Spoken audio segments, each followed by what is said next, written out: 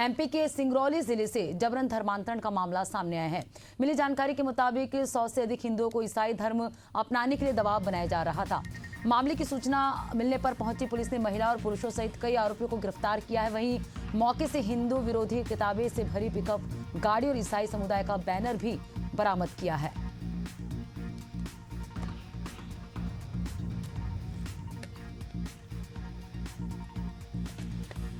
तो धर्मांतरण का मामला सिंगरौली से सामने आया है और इस पर ज्यादा जानकारी के साथ मनु कुमार शाह संवाददाता हमारे साथ जुड़ चुके हैं। मनु, धर्मांतरण का मामला सामने आया है, क्या है पूरा मामला, अभी क्या अपडेट है, आपसे समझेंगे।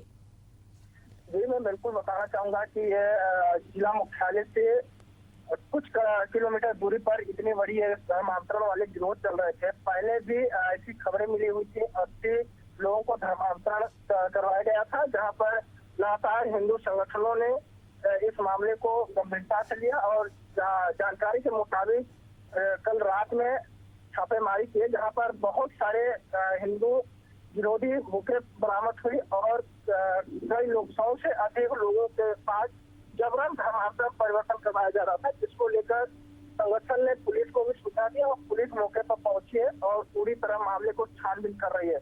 यह कोई पहले मामला नहीं, इससे पहले भी पूर्व में ऐसे मामले आ चुके थे। मनु, इस मामले में पुलिस क्या कार्रवाई कर रही है, किन लोगों के नाम सामने आए हैं? अभी तो फिलहाल नाम अभी सामने पुलिस ने नहीं बताए है, नाम तो नहीं किए, लेकिन कुछ महिलाएं और पुरुष पकड़े गए हैं और पुलिस ने अपने कब्जे में लेकर इन सभी मामलों को लेकर पूछताछ कर रही है कि ये जो बुके हैं और इनके गिरोह में कौन कौन शामिल है, कितने लोग शामिल हो सकते हैं, ये सारी चीजें अभी पूछताछ चल रही है। अभी पुलिस इस पर किसी प्रकार से बयान नहीं दी है। चलिए, बिल्कुल मनु, शुक्रिया तमाम जानकारी हमसे जुड़ने के लिए। जबरन धर्मांतरण का भांडाफोड़ पुलिस ने किया है। सिंगरौली से तस्वीरें सामने, ईसाई धर्म अपनाने का दबाव बनाया जा रहा था, 100 से अधिक हिंदुओं पर यह दबाव बनाया जा रहा था। पुलिस आगे क्या कुछ कार्रवाई करेगी, आगे देखने वाली बात होगी।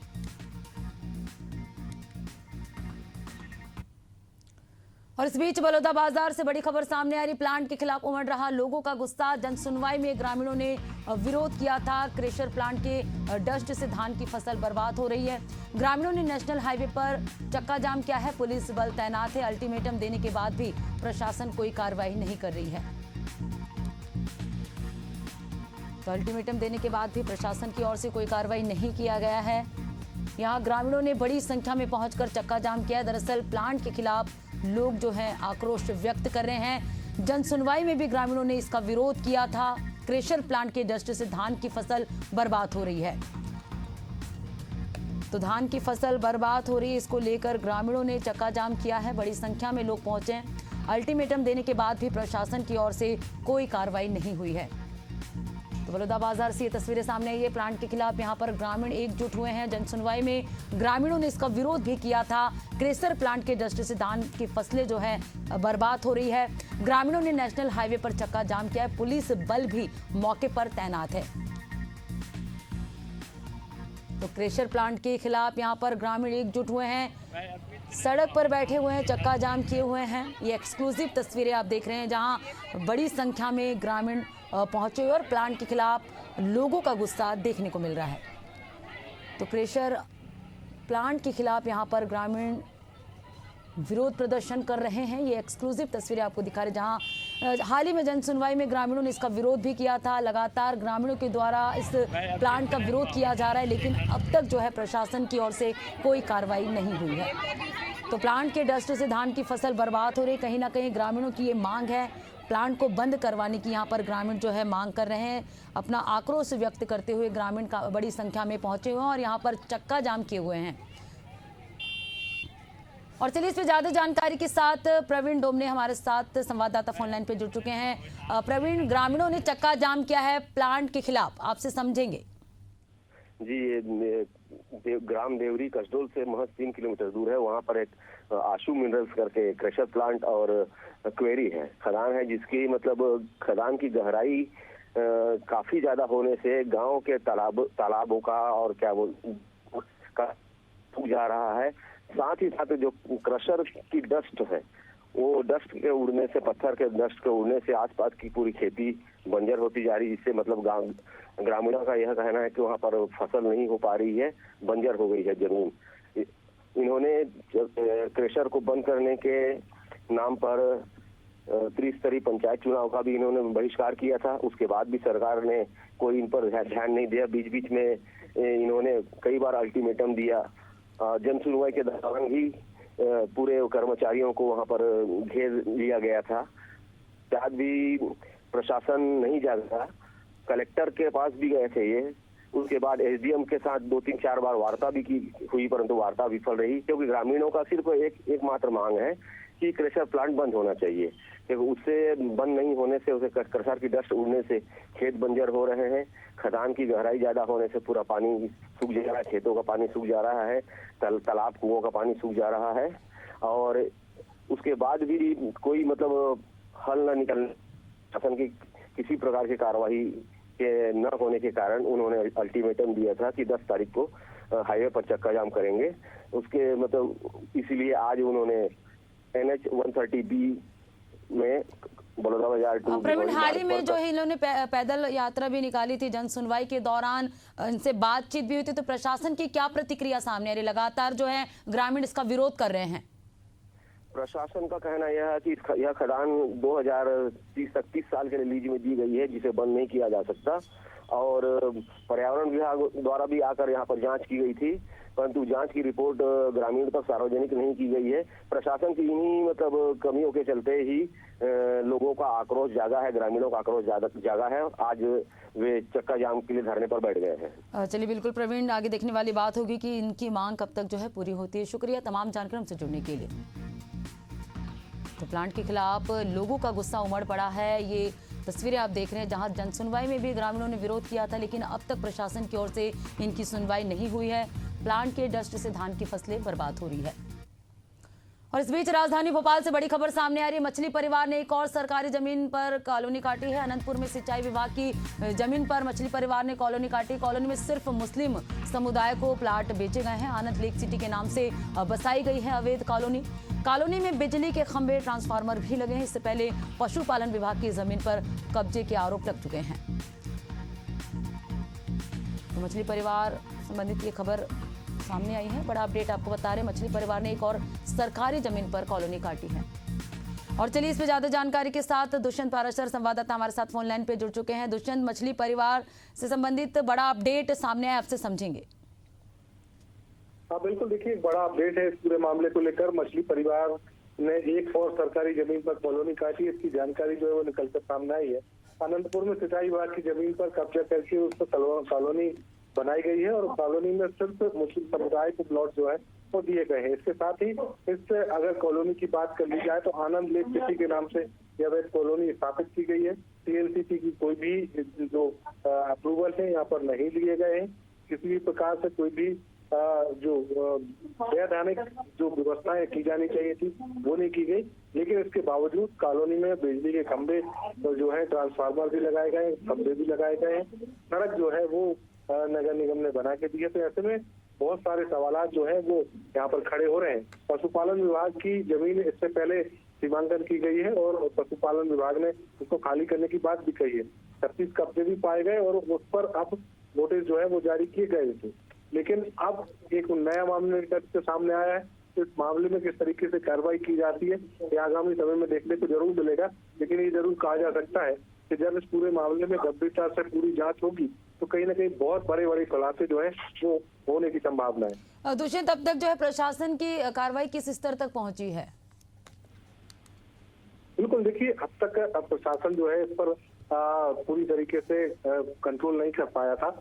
अब जब धीरे धीरे करके एक एक परत जो है वो निकल कर सामने आ रही है, उससे ये जरूर कहा जा सकता है कि प्रशासन अगर इस पर पहले से ही ध्यान देता या प्रशासन वैधानिक रूप से काम करता तो कहीं ना कहीं इस तरीके के मामले निकलकर सामने ना आते, लोगों की जो परेशानियां हैं वो भी नहीं बढ़ती। क्योंकि जब कॉलोनियां काटी गई, लोगों ने प्लॉट ले लिए, घर बना लिए और उसके बाद एक बार फिर से सीमांकन हो रहा है और जब वो लोग वहां पर रहने लगे हैं तब उन लोगों की जो जिंदगी की गाढ़ी कमाई है वो कहीं ना कहीं यहाँ पर उनको लुटती हुई नजर आ रही है।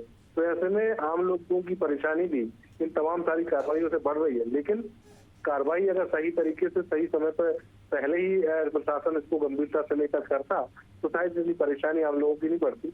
लेकिन यहाँ पर मछली परिवार के साथ साथ आम लोगों की भी परेशानी बढ़ती हुई नजर आ रही है। बिल्कुल दुष्यंत, शुक्रिया तमाम जानकर हमसे जुड़ने के लिए। क्या आप भी घुटनों के दर्द से परेशान हैं? क्या हर कदम भारी लगता है? अब परेशान होने की जरूरत नहीं है। रायपुर के दीनदयाल नगर स्थित ग्लोबल स्टार हॉस्पिटल में अब उपलब्ध है रोबोटिक नी रिप्लेसमेंट सर्जरी। इसका उद्घाटन आज विधानसभा अध्यक्ष डॉक्टर रमन सिंह ने किया।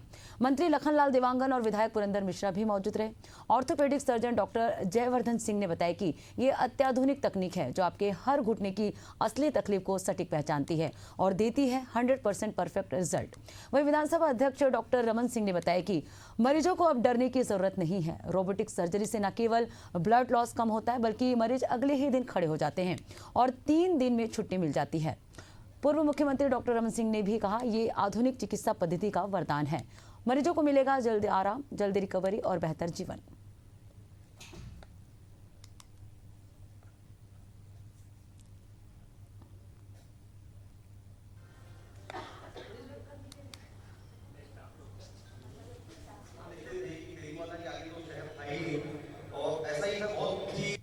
देखिए, जॉइंट रिप्लेसमेंट सर्जरीज़ के बारे में आपको जैसे बताऊं मैं, तो लगभग मेरे को 15 साल हो चुके हैं ये सर्जरी करते हुए। तो एक्चुअली हमने एक बात पाई थी कि नी रिप्लेसमेंट सर्जरीज़ को लेकर के एक ख़ास तरह का कन्फ्यूज़न है पेशेंट लोगों में कि भाई सर्जरी होगी तो सर्जरी कैसी होगी, सर्जरी के बाद रिज़ल्ट कैसा रहेगा, कितने दिन रेस्ट करना पड़ेगा, ये बहुत सारी चीज़ें थी। क्योंकि कन्वेंशनल मेथड में कुछ मैनुअल एरर्स होते हैं, बहुत सारी चीज़ों में प्रिसीजन उस लेवल तक पहुंच नहीं पाती थी। तो ये होता था कि 80 to 90% पेशेंट का जो रिज़ल्ट है बहुत अच्छा था। 10% पेशेंट सब कुछ अच्छा होते हुए भी उन्हें एक तरह की तकलीफ महसूस होती थी कि भाई थोड़ा नेचुरल फील नहीं हो रहा है या हॉस्पिटल स्टे ज़्यादा रहा, पेन ज़्यादा रहा। तो रोबोटिक सिस्टम इसलिए लाया गया है क्योंकि इस सर्जरी में जो भी मैनुअल एरर्स थे उन चीज़ों में लगभग उसको पूरी तरह से कमी कर दी गई है उसमें। और एआई के सिस्टम से हर एक घुटने को अलग तरीके से ट्रीट किया जाता है। हर एक घुटने का डायमेंशन, उसका कॉन्फ़िगरेशन डिफरेंट होता है, डिफॉर्मिटीज़ डिफरेंट होती हैं। तो जो एआई और रोबोटिक सिस्टम की मदद से हम उस घुटने को अच्छी तरह से पहचानते हैं कि डिफॉर्मिटी क्या है और घुटने में एक्चुअल तकलीफ क्या है, कंपोनेंट की पोजीशनिंग क्या होगी और किस तरीके से नी को ऐसा बैलेंस किया जाए कि मरीज़ को मैक्सिमम सेटिस्फेक्शन मिले। ये तो हो गई एक बात।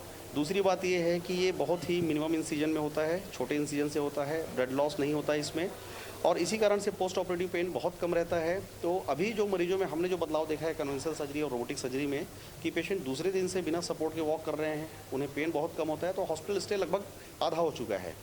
तकरीबन पहले 6 to 7 डेज़ का एडमिशन होता था जो कि अभी आके 3 दिन हो गया है और बहुत ज़्यादा पेशेंट्स को एंटीबायोटिक्स और दवाइयाँ नहीं देनी पड़ती जिससे पोस्ट ऑपरेटिव पीरियड में मरीज बहुत कंफर्टेबल होते हैं।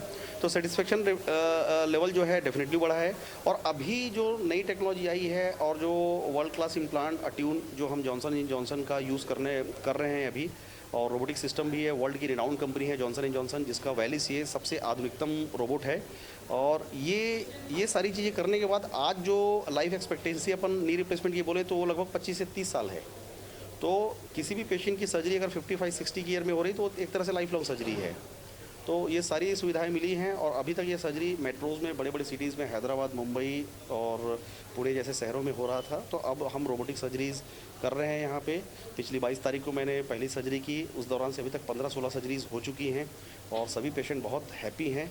तो हम बस ये आप लोगों के थ्रू ये माध्यम से पहुँचाना चाहते हैं कि अब ये सुविधा रायपुर में भी उपलब्ध है और मरीज़ इस सुविधा का लाभ उठाएं और इस सर्जरी को लेकर के जो उनके दिमाग में एप्रीहेंशन है, जो घबराहट है, वो अब उसकी ज़रूरत नहीं है।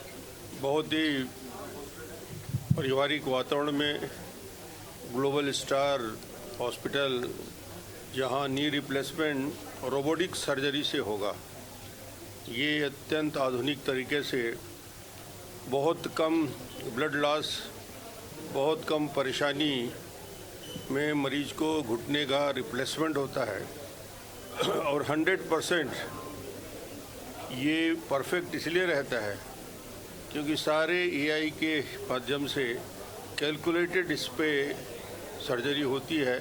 मैनुअल एरर की संभावना ख़त्म हो जाती है और डॉक्टर हर्षवर्धन और डॉक्टर अग्रवाल ने एक हॉस्पिटल को यहाँ पे प्रारंभ किया है और मुझे लगता है कि छत्तीसगढ़ में इसकी आवश्यकता थी। आज लोग बाहर जाते थे, दिल्ली, बॉम्बे और मेट्रो में जाके कराते थे। वो सारी सुविधाएं रायपुर में उपलब्ध होगी और बहुत बेहतर तरीके से यहाँ पे सर्जरी और बाकी काम होगा और ये करीब करीब सभी अलग अलग क्षेत्र के सभी चिकित्सा के विशेषज्ञ भी उपलब्ध रहेंगे। मेरी शुभकामनाएं।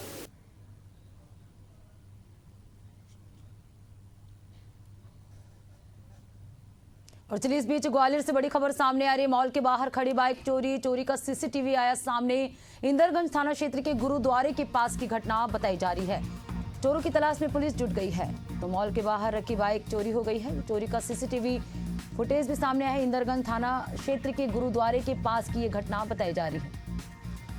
वहीं चोरों की तलाश में पुलिस जुट गई है। ये सीसीटीवी फुटेज सामने है जहां मॉल के बाहर खड़ी बाइक चोरी हो गई है। चोरी का सीसीटीवी फुटेज भी सामने आया है। इंदरगंज थाना क्षेत्र के गुरुद्वारे के पास की ये घटना बताई जा रही है।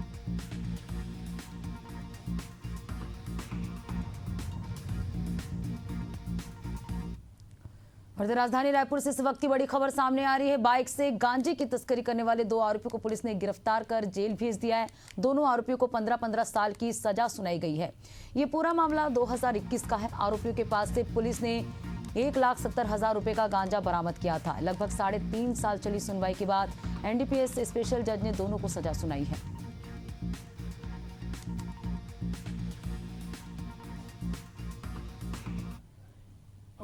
ये गांजा का प्रकरण था थाना छुरा जिला गरियाबंद का।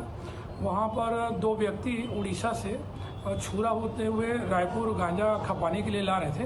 तो उसमें एक अभियुक्त का नाम मनोज ईसाई, दूसरा का योगेश तारक। इनके कब्जे से 34 किलो 500 ग्राम गांजा बरामद हुआ था। और इस प्रकरण में ये प्रकरण वर्ष 2021 का है। इसमें कुल अभियोजन के द्वारा 15 गवाहों का न्यायालय में परीक्षण एवं प्रतिपरीक्षण कराया गया है। उन परीक्षण के दौरान न्यायालय ने इनको दोषी मानते हुए 15-15 साल का कठोर कारावास एवं 1.5 लाख रुपये का अर्थदंड से दंडित किया गया है। इस आरोपी लोगों का एक उद्देश्य था कि नशा रायपुर में सप्लाई करने का एक माध्यम बना लिया था, फैलाने के लिए कि रायपुर में गांजा खपाना है, ड्रग्स खपाना है। ऐसा उद्देश्य से लेकर इन लोग उड़ीसा से लेकर आ रहे थे, जिसमें मुखबिर के सूचना के आधार पर थाना पुलिस छुरा के छापा मारकर कार्रवाई किया गया था। और इन लोगों को न्यायालय के द्वारा 15 साल का कारावास और 1.5 लाख रुपये का जुर्माने से दंडित किया गया।